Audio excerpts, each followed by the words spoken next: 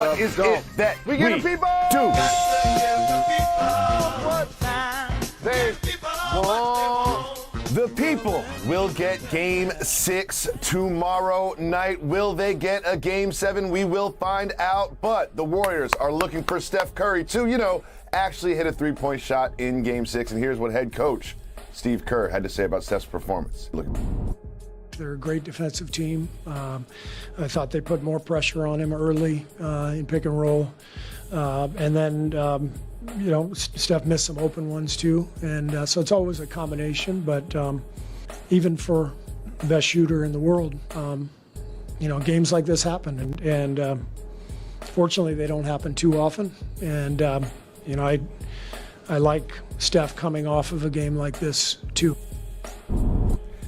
He said a few things that I find really interesting, Mr. Rose. Number one, the Celtics did put a lot of pressure on Steph early, trying to take the ball out of his hands and face guarding him. And he also said that he did miss some open ones, which also happened. But finally, he said, I like Steph going into Game 6. Will Steph explode in Game 6? Nights like this, I wish raindrops would fall. That's what I think about Steph in Game 6. I guarantee you, he's going to go for kill shots. I was there when Mike Tyson fought Peter McNeely. As soon as he got up off of the bench, he ran right towards him and charged him, and got it over quick. Steph Curry was 0 for 9 from three-point range the entire game last Game 5. Mm-hmm. I guarantee you he attempts 9 threes in the first half this game. He's going to be going for kill shots. And between him and Game 6 Clay, don't they have a nickname called the Splash Brothers? Yes, they do. Like, didn't Clay say he's enthusiastic? He's so excited, and he just can't hide it to go to Boston, right? He did say that. He's really excited to go to Boston. I expect Steph to be uber aggressive, going for the kill. And here's the thing I want to also point out. While we're talking about legacy for the Golden State Warriors as a team, as a trio, Steph ascending all time, don't forget to acknowledge Steve Kerr. The man only has 5 championships as a player, currently has 3 as a coach. This would be 4. He's moving into elite company as it relates to not only coaches, but players and player coaches. And so this Golden State Warrior team is 48 minutes away from doing all of those special things. But the Boston Celtics are going to be game. And Steph went off on them in the previous game at Boston. 43 points, 10 boards, 7 three-pointers made. I think defensively, they're going to try to be up for the challenge. Jason Tatum has been baffling this postseason. I mean, remember Game 6 against Milwaukee? I think he had 46 points and single-handedly got them the win and kept them in that series. But he's been up and down, especially in these finals. A lot of turnovers, shooting better from 3 than from 2. Seems like the Celtics not letting him finish around the rim. The Warriors not letting him finish around the rim. Will Jason Tatum sort of have a superstar game that we all sort of expected from him in these finals in Game 6? I think Game 6 is going to be probably the best game players perform at their apex.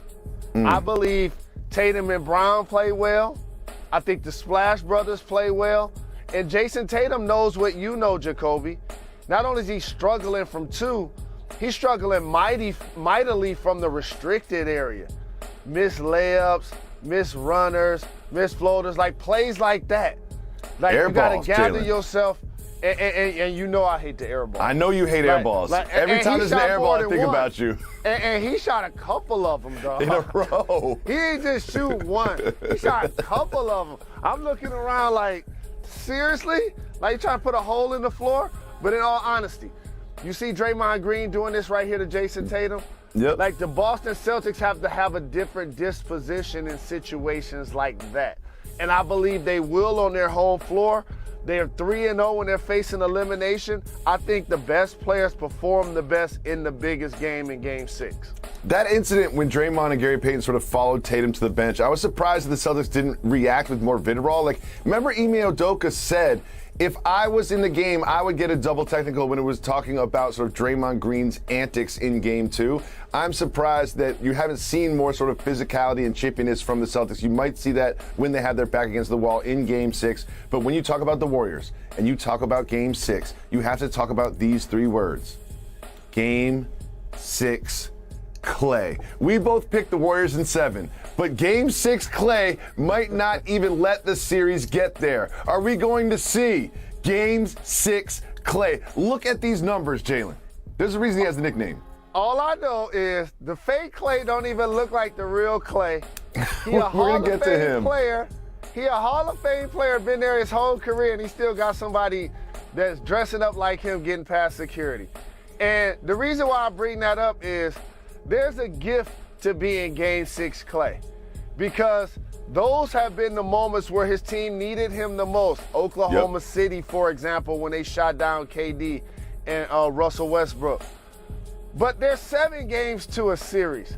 And I saw him do an interview recently, and there is a lot of pressure when people are calling you Game 6 Clay, when there's 6 other games to possibly be played. But uniquely for him, that this is a closeout game. So I anticipate also, he and Steph, you know how when the Warriors are in their half-court offense, sometimes, and rightfully so, because you play in the percentages. Draymond Green and Gary Payton II and Looney, like, they're not looking to shoot. Like, I remember playing with Mark Jackson as he got advanced in his career. And we used to throw it to him on the post. This before you could have the 5-second rule and he could back down. Him and Charles Barkley was doing it. And we used to die laughing when teams used to just collapse down and double and triple team him and then kick it out to Reggie and me for an open shot. Like, we be like, serious? You know he's not going to shoot, right? Right. Like that's literally what the Warriors be doing when they throw it to Draymond Green on the post, do a scissor cuts, do all kinds of action to get Steph and Clay shots. So yes, I think we're gonna see Game 6 Clay, but will it be enough? Because the Boston Celtics are gonna be ready, Jacoby. So I want to talk to you about Draymond Green, who you just mentioned. It seems like every time he touches the ball, the last thing he wants to do is shoot it. He makes such an impact defensively. He's such a great playmaker, but it seems like he just doesn't want to shoot. He had a pretty good Game 5, and here's what he said about his Game 5 bouncing back a little bit and what he thinks about Game 6. Yeah, I felt more like myself, just aggressive on both sides of the ball. I felt a little more like myself in Game 4 as well, after an atrocious Game 3. But, you know, just got to continue to build, you know, and I think tonight's a great start. Now looking forward to going into Game 6 with the same energy and effort. He took 12 shots in Game 1. Ever since then, it's been about like 3 shots, 4 shots, 6 shots, 7 shots. Why is he taking so few shots, and why does that seem to just be not part of his game anymore? Because it's a game of percentages, right? And if you're, 0 for 10 or so from 3, and you're shooting a low percentile from 2, and they're guarding you with point guards, and you've just been able to take advantage of those matchups offensively, you got to do what a smart player does. Play your role and your position. And that's not to shoot the ball, because every time he shoots the ball, they're thinking, thank you. Yep. Woo, I'm glad that wasn't Steph. I'm glad that wasn't Clay. I remember playing against AI in the playoffs, and he did like a crazy crossover. It wasn't like against MJ, but it was like one of those. And he shot a jumper, and he missed it. I was like, thank you. Every time he shot a jumper, I was like, thank you. Because not that he can't make jumpers. He's Allen Iverson. He averages 40 points.